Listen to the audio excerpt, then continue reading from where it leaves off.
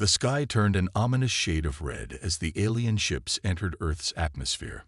People all over the world stopped and stared, their mouths hanging open in disbelief. It was happening, the moment countless science fiction stories had warned about. Aliens were invading Earth. At first, there was chaos. People ran through the streets, screaming and panicking. News channels struggled to keep up with the flood of information. World leaders scrambled to make sense of the situation. But the aliens didn't wait for humanity to get its act together. Their ships, massive and sleek, hovered over major cities across the globe. New York, London, Tokyo, Moscow. No place was safe. The first attacks came without warning. Beams of energy rained down from the sky, demolishing buildings and vaporizing anyone unlucky enough to be caught in their path. The world's militaries tried to fight back. Fighter jets took to the skies, firing missiles at the alien ships. But their weapons seemed useless against the invaders' advanced technology. The missiles exploded harmlessly against invisible shields, not even leaving a scratch. As days passed, the situation grew more desperate. The aliens began landing troops, strange, armored beings that seemed more machine than flesh. They marched through cities, rounding up humans and herding them into camps. No one knew what happened to those who were taken. The most powerful nations on Earth, those who had always boasted of their military might, found themselves helpless. The United States, China, Russia. One by one, they fell silent. Their leaders disappeared, their armies crushed. The rest of the world watched in horror, waiting for their turn. Fear gripped every corner of the planet. Families huddled in their homes, praying they wouldn't be next. Schools and businesses closed. The streets of once bustling cities were empty, except for the occasional alien patrol.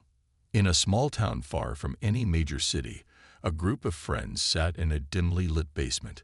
They had gathered here every night since the invasion began, seeking comfort in each other's company. Tonight, though, the mood was different. The news they had just heard had sucked the last bit of hope from their hearts. "Did you hear?" whispered Sarah, a local high school teacher.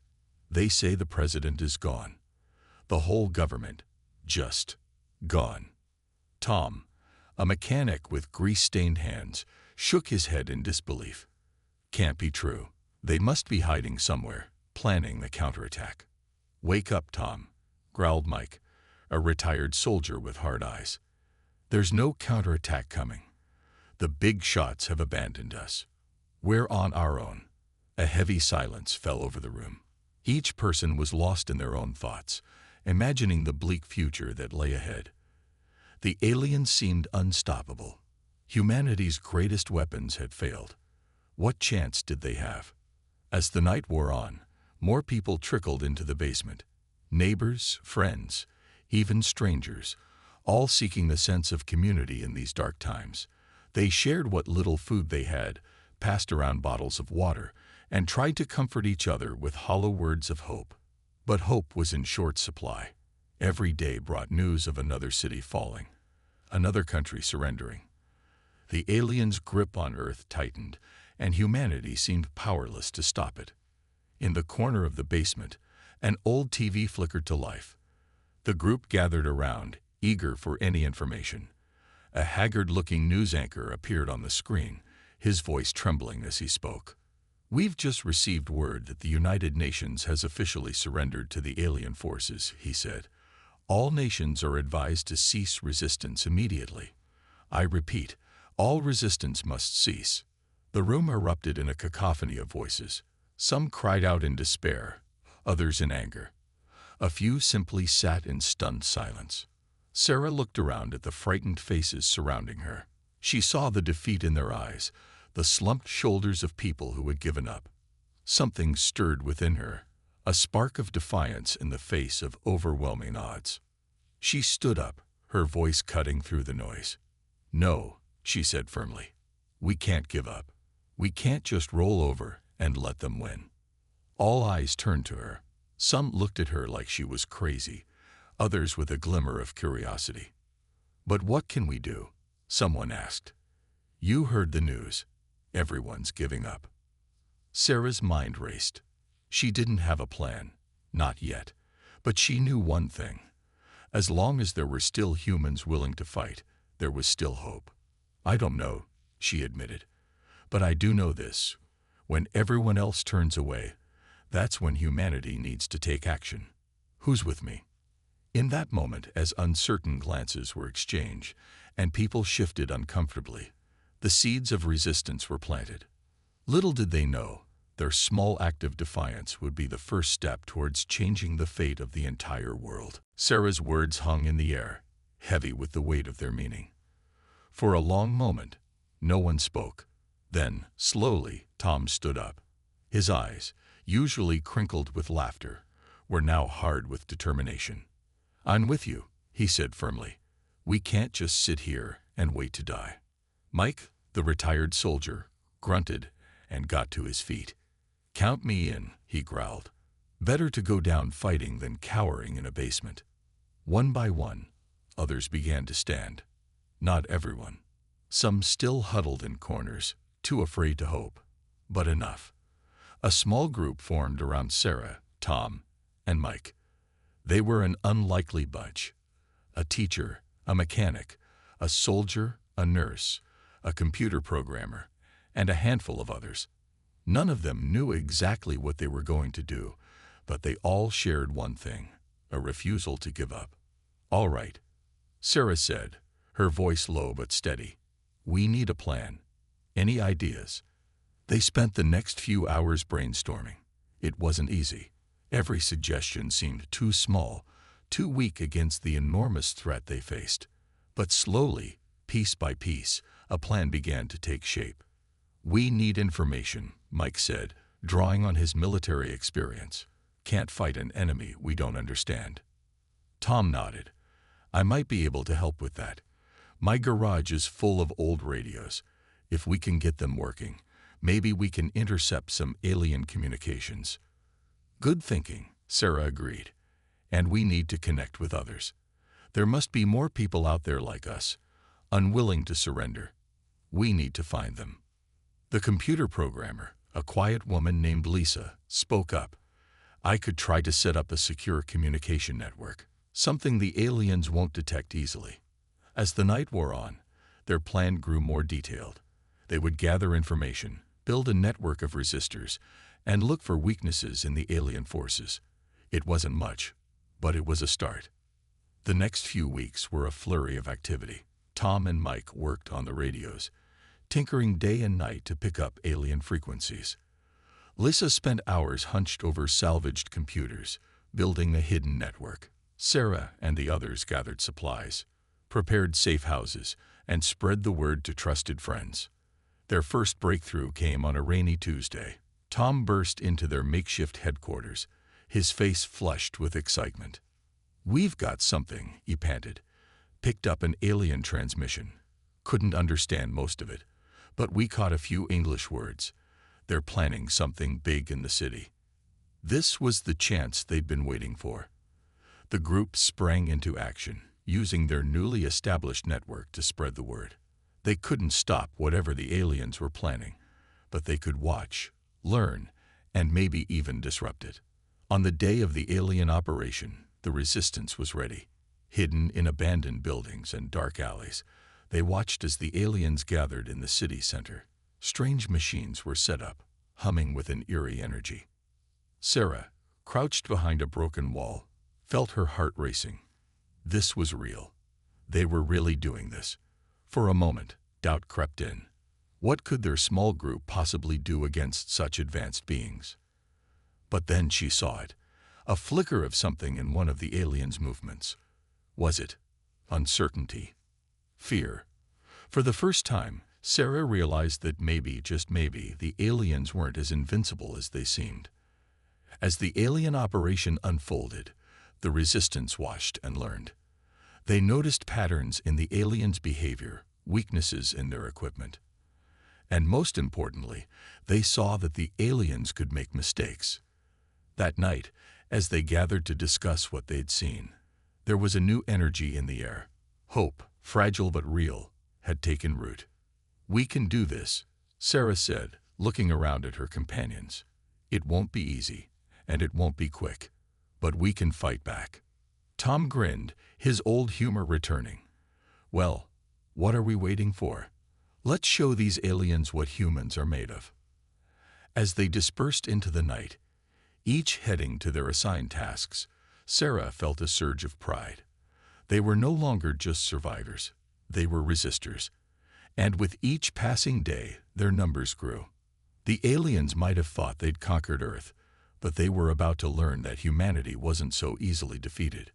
The real battle was just beginning. As weeks turned into months, the resistance grew stronger. What had started as a small group in a basement was now a network spanning several towns. They worked in secret, always watching, always learning about their alien occupiers. One day, while Tom was tinkering with an old radio, he picked up something strange. It was an alien transmission, but different from the others. The usual harsh, guttural sounds were replaced by something that almost sounded like panic. Tom rushed to gather the others. Sarah, Mike, and Lisa huddled around the radio, listening intently. Though they couldn't understand the alien language, the tone was clear. Something had gone wrong for the invaders. "What do you think it means?" Sarah asked, her eyes wide with excitement. Mike frowned, his military instincts kicking in. Could be anything. Maybe they're running low on supplies. Or maybe they have a weakness. Lisa finished, her fingers already flying over her keyboard. For the next few days, the resistance worked tirelessly to decipher the message. They compared it to other transmissions they'd intercepted, looking for patterns, clues, anything that could give them an edge. It was Lisa who finally cracked it. She burst into their hideout, waving a piece of paper triumphantly. "I've got it," she exclaimed. "The aliens, they're allergic to something. Something in our atmosphere." The room fell silent as the implications sank in. Sarah was the first to speak. "So, they're not invincible after all," she said softly. Tom let out a whoop of joy, but Mike remained cautious. "Hold on," he said. "Even if this is true, how does it help us? We can't exactly change the atmosphere." Sarah's mind was racing. "No," she agreed, "but maybe we can use it against them somehow. Concentrated, maybe." For hours they brainstormed ideas. Some were outlandish, others impossible with their limited resources. But slowly, a plan began to take shape. "What about the old chemical plant on the edge of town?" Tom suggested. "It's been abandoned since the invasion, but I bet a lot of the equipment is still there." Sarah's eyes lit up. "And if we could figure out what exactly they're allergic to?" "We could synthesize it," Lisa finished. "Create a weapon they can't defend against." It was a long shot, but it was the best plan they had. The next few weeks were a flurry of activity. Tom and Mike snuck into the chemical plant, salvaging what equipment they could. Lisa pored over chemistry textbooks, trying to identify the compound that affected the aliens. Sarah coordinated it all, using their network to gather supplies and keep watch for alien patrols. It was dangerous work. Several times, they nearly got caught.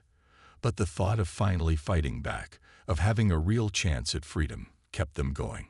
Finally, after what felt like an eternity, they were ready.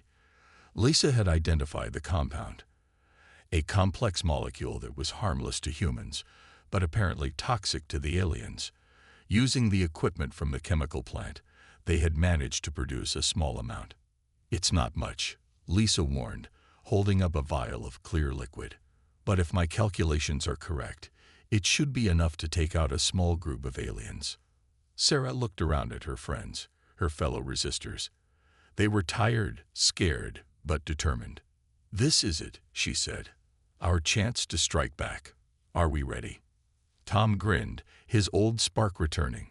"Ready? I've been ready since these oversized lizards landed." Mike nodded solemnly.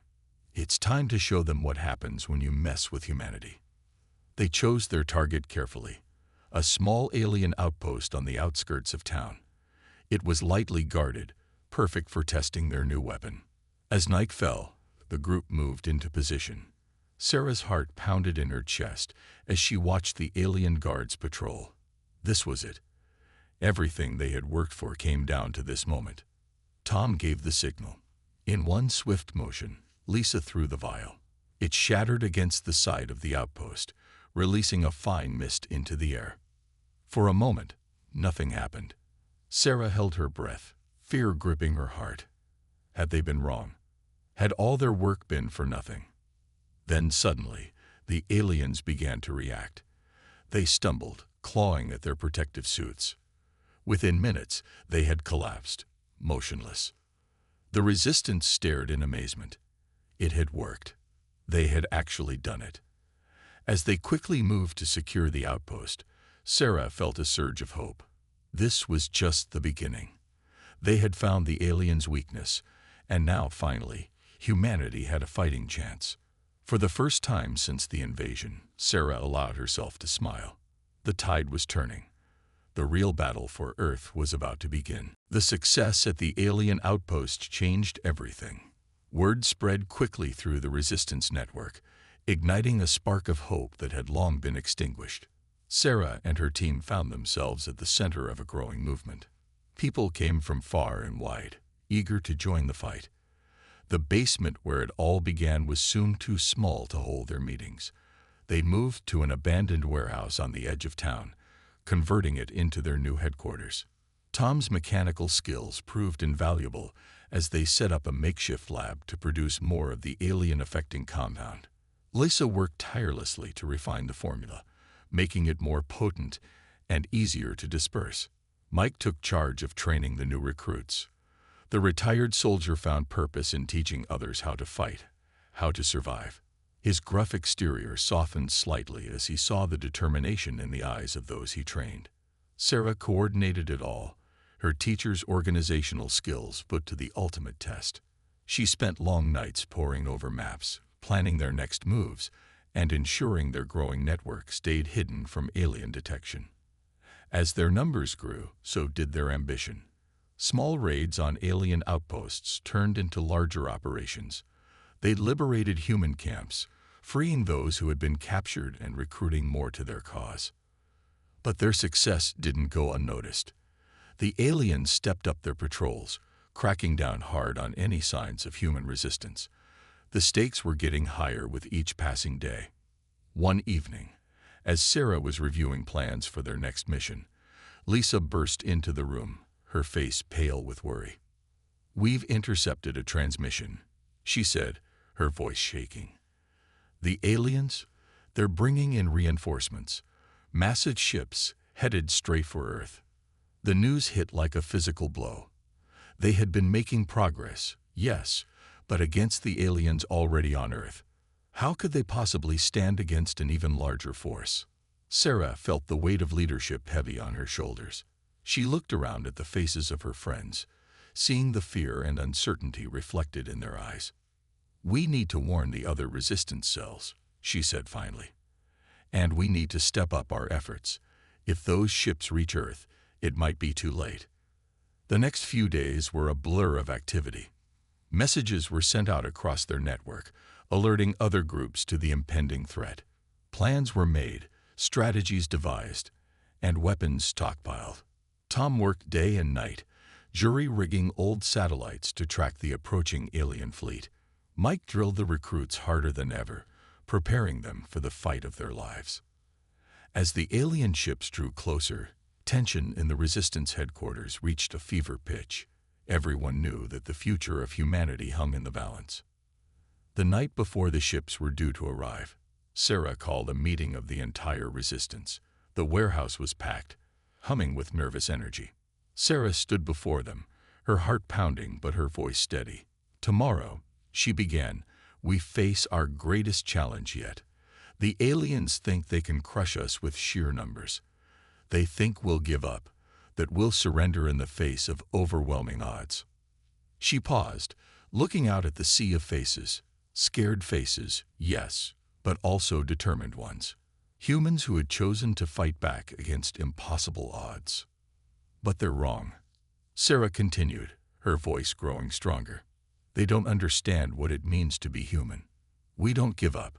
We don't surrender. When pushed to the brink, we push back harder. A murmur of agreement rippled through the crowd. Tomorrow, we show them what humanity is truly capable of. We fight not just for ourselves, but for every human on this planet. For our past, our present, and our future. The murmur grew to a roar as people cheered and clapped. We are the last line of defense, Sarah shouted over the noise. We are humanity's last hope, and we will not fail. The warehouse erupted in cheers and applause. As Sarah looked out at the crowd, she saw fear, yes, but also courage, determination, and hope. Tomorrow would bring the fight of their lives. But tonight, in this moment, Sarah knew that humanity stood united. Whatever the aliens threw at them, they would face it together. As the meeting dispersed, people preparing for the battle ahead, Sarah felt a mix of fear and pride. They had come so far from that small group in a basement. Now they stood ready to take on an alien armada. The fate of Earth hung in the balance, but humanity was ready to fight. The dawn broke over a tense Earth. In the Resistance headquarters, Sarah and her team huddled around a makeshift command center, watching as Tom's jury-rigged sensors tracked the approaching alien fleet. They're entering the atmosphere, Tom announced, his voice tight with tension. Sarah nodded, her face set with determination. It's time. Send the signal. Across the globe, Resistance cells sprang into action. The plan they had hurriedly put together over the last few days was risky, but it was their only hope. As the alien ships descended, they were met not with panic or surrender, but with a coordinated assault. Resistance fighters armed with weapons laced with the alien-affecting compound struck from hidden positions. In the sky, a handful of old fighter jets, long hidden from the alien occupiers, took to the air. They were piloted by former Air Force members who had joined the Resistance. Their mission was suicide, to get close enough to the alien ships to deploy their secret weapon. Sarah watched the battle unfold on their monitors, her heart in her throat. The alien ships were massive, dwarfing the human fighters, but size wasn't everything. The first human jet approached an alien ship, dodging energy blasts. Just as it seemed the jet would be destroyed, it released its payload, a cloud of the synthesized compound. For a moment, nothing happened. Then, alarms began blaring from the alien ship. It listed to one side, its movements becoming erratic. It's working. Lisa shouted, her eyes glued to the screen. Similar scenes played out across the sky. The alien ships, for all their advanced technology, had no defense against the biological weapon the humans had created. On the ground, Resistance fighters pushed forward. The aliens, caught off guard by the coordinated attack and weakened by the compound, began to fall back. But the battle was far from over. The aliens still outnumbered the humans, and they fought with the desperation of those facing extinction. In the command center, Sarah received reports from around the world. Some areas were holding strong, others were on the verge of being overrun. She directed resources as best she could, trying to shore up weak points in their defense. Hours passed. The Resistance fighters were exhausted, but they pushed on. Every alien ship brought down, every outpost captured, brought them one step closer to victory. As the sun began to set, Sarah received a transmission that made her heart leap. The alien command ship, the center of their invasion force, was vulnerable. Its defenses had been weakened by repeated exposure to the compound. "This is our chance," Mike said, his eyes gleaming with the prospect of victory. Sarah nodded. "Gather our best fighters. We're going to end this." A small team, led by Sarah herself, set out for the alien command ship. They moved silently through the war-torn landscape, dodging patrols and skirting battlefields. As they approached the massive ship, Sarah felt a mix of fear and exhilaration.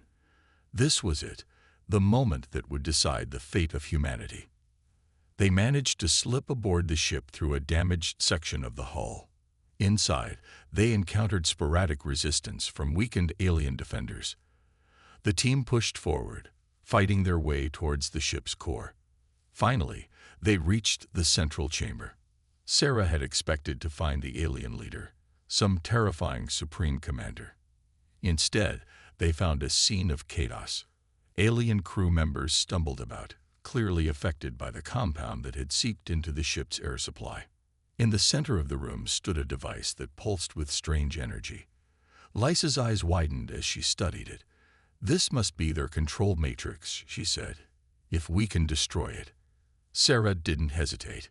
"Do it," she ordered. As Lisa worked to overload the alien device, the rest of the team held off the aliens who were still able to fight. The battle was fierce, but brief. With a sound like thunder, the alien device exploded. The ship shuddered around them. "We need to get out of here," Tom shouted. They ran, fighting their way back through the ship as it began to break apart. Just as they reached the exit, a massive explosion rocked the vessel. Sarah and her team were thrown clear as the alien command ship crashed to the ground. For a moment, all was silent. Then, cheers began to erupt from the human fighters who had witnessed the ship's destruction. As Sarah got to her feet, she saw alien ships across the sky beginning to retreat.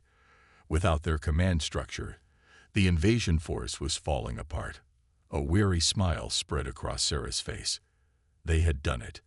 Against all odds, humanity had won its first major victory against the alien invaders. But as she looked at the devastation around her, Sarah knew this was just the beginning. The aliens might be retreating, but they weren't defeated. The war for Earth was far from over. Still, for the first time since the invasion began, Sarah felt real hope. Humanity had proven its strength, its resilience, its ability to stand together in the face of overwhelming odds. Whatever challenges lay ahead, Sarah knew one thing for certain: humanity would face them head-on, and they would never, ever give up. The destruction of the alien command ship marked a turning point in the war. As news of the victory spread, hope ignited across the globe. Humanity, long beaten down, began to rise. In the days that followed, Sarah and her team worked tirelessly to capitalize on their success. They coordinated with resistance cells worldwide, sharing information and resources. The compound that affected the aliens was distributed far and wide, giving humans everywhere a fighting chance. But the aliens weren't defeated yet. Though their main force had retreated, many remained on Earth, scattered but dangerous. These remnants regrouped, forming smaller but fierce units that continued to battle humanity. Sarah stood in the command center, now bustling with activity. Maps covered the walls, showing the progress of human forces across the globe. Tom approached, his face grimy but grinning. "We've just liberated another city," he announced. "Paris is free." A cheer went up from the assembled resistance members. Sarah allowed herself a small smile. Every victory, no matter how small, was worth celebrating. But their joy was short-lived. Lisa burst into the room, her face pale. "We've intercepted a transmission," she said breathlessly. "The aliens, they're not giving up. They're planning something big." The room fell silent as Lisa explained. The alien remnants were gathering for a massive, coordinated strike. They planned to hit major cities simultaneously, hoping to crush the resurgent human spirit. Sarah's mind raced. They had come so far, achieved so much. They couldn't let it all be for nothing. "We need to warn everyone," she said, "and we need a plan." The next few days were a whirlwind of activity. Messages were sent to every resistance cell they could reach. Supplies were gathered, weapons prepared. Sarah barely slept, working around the clock to coordinate their defense. As the day of the alien attack approached, tension mounted. Sarah gathered her core team for a final briefing. "This is it," she said, looking at each of them in turn. "Everything we've fought for comes down to this moment. We've beaten them before, and we'll do it again." Mike nodded grimly. "We're ready," he said. "Every fighter knows their role." Tom grinned, though his eyes were serious. "We've got a few surprises for them too," he added. "They won't know what hit them." As dawn broke on the day of the attack, Sarah felt a mix of fear and determination. She watched from the command center as reports started coming in from around the world. The aliens struck hard and fast. In New York, Tokyo, London, and dozens of other cities, they emerged from hiding to launch their assault. But this time, humanity was ready. In New York, a team led by Mike held the line at the Brooklyn Bridge, using the compound to create a barrier the aliens couldn't cross. In Tokyo, resistance fighters used the city's complex subway system to outmaneuver the alien forces. Sarah coordinated it all, directing resources where they were needed most, adapting their strategy on the fly. It was chaos, but controlled chaos. As the battle raged, Sarah received word of a critical situation in London. The alien force there was larger than expected, and the city was in danger of falling. Without hesitation, Sarah made her decision. "I'm going to London," she announced. "They need help on the ground." Her team protested, but Sarah was firm. "This is what we've been fighting for," she said. "I can't ask others to risk their lives if I'm not willing to do the same." Hours later, Sarah found herself in the heart of London, leading a counterattack against the alien forces. The fighting was intense, with both sides giving everything they had. In the midst of the battle, Sarah spotted something that made her heart race. A massive alien, clearly a leader of some kind, directing the attack. If they could take it out. Sarah rallied her team. They fought their way through the alien ranks, inching closer to the leader. The alien saw them coming and turned to face them, its strange eyes glowing with malice. The final confrontation was brutal. Sarah and her team used every trick they had learned, every weapon at their disposal. The alien leader was powerful, but it was outnumbered, and thanks to the compound, weakened. With a final, desperate lunge, Sarah managed to strike the killing blow. The alien leader fell, and with it, the will of its forces seemed to crumble. As word of the alien leader's defeat spread, the tide of battle turned decisively in humanity's favor. City by city, the alien forces were pushed back, contained, and defeated. As the sun set on that fateful day, Sarah stood atop a hill overlooking London. The city was battered but unbroken, and all across the world, a similar scene was playing out. Humanity had faced its greatest test and emerged victorious. The war wasn't over. There would be more battles to fight, more challenges to overcome.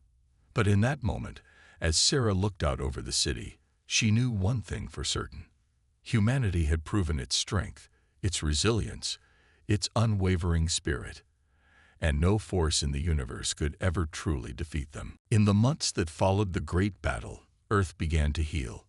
Cities were rebuilt, communities were formed, and a new sense of global unity emerged. The victory over the aliens had brought humanity together in a way nothing else could have. Sarah, once a simple teacher, now found herself at the center of this new world. As she walked through the bustling streets of what was once a war-torn London, she marveled at how much had changed. "Sarah, Sarah," a group of children ran up to her, eyes wide with excitement. "Tell us the story again, about how you defeated the alien leader." Sarah smiled, kneeling down to their level. "It wasn't just me," she said gently. "It was all of us, working together. That's the real story worth telling." As she began to recount the tale, a crowd gathered around her. Adults and children alike listened intently, some hearing it for the first time, others nodding along to familiar parts. Nearby, Tom was hard at work.